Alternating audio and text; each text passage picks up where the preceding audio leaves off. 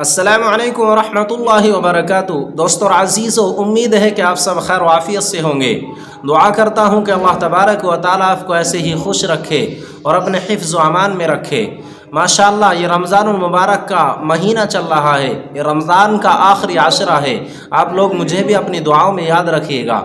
آج میں آپ کو بتاؤں گا کہ قرآن کریم میں 14 سجدے ہیں اور ان سجدوں کے چند مسائل ہیں جو ہمیں سمجھنا ضروری ہے۔ تو آئیے ہم سب سے پہلے سمجھتے ہیں کہ قرآن کریم کے سجدے کیسے ہمیں ادا کرنے ہیں۔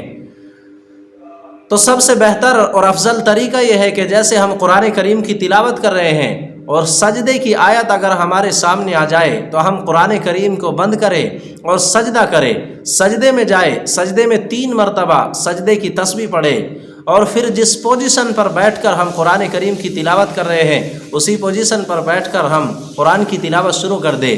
اور دوسرا طریقہ سجدہ کرنے کا یہ ہے کہ جیسے ہم نے قرآن کریم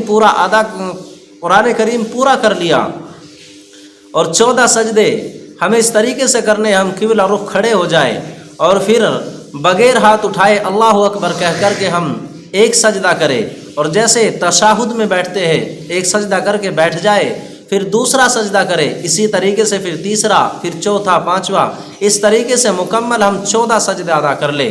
اب ایک اور سوال کھڑا ہوتا ہے کہ ہمیں تو آج ہی معلوم ہوا کہ قرآن کریم میں 14 سجدے ہیں اور ان کو کرنا ضروری ہے، تو اب کیا ہو، ہم نے اتنے قرآن کریم پڑھ لیے، مثال کے طور پر آپ نے پوری زندگی میں 10 قرآن کریم پڑھ لیے اور ان 10 قرآن کریم کے سجدے آپ نے نہیں کیے، تو اب وہ کس طرح سے آپ کو ادا کرنے ہیں؟ تو 10 قرآن کریم کے سجدے 140 ہوتے ہیں اور ان سجدوں کو آپ کو اس طریقے سے ادا کرنا ہے، آپ ایک ایک کر کے 140 سجدے ہم انہیں ادا کریں۔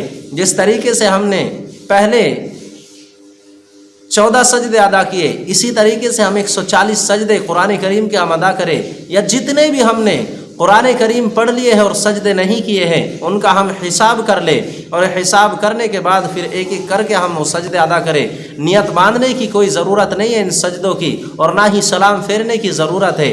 تو اس طریقے سے ہمیں قرآن کریم کے 14 سجدے ادا کرنے ہیں، لیکن سب سے اول اور سب سے بہتر اور افضل طریقہ جو ہے وہ یہی ہے کہ جب بھی ہم قرآن کریم پڑھیں اور سجدے کی آیت سامنے آ جائے تو ہم فوراً ایک سجدہ ادا کر لیں، فوراً ہم سجدہ کر لیں، یہ سب سے بہتر اور افضل طریقہ ہے۔ اللہ تبارک و تعالی ہمیں زیادہ سے زیادہ عمل کی توفیق نصیب فرمائے۔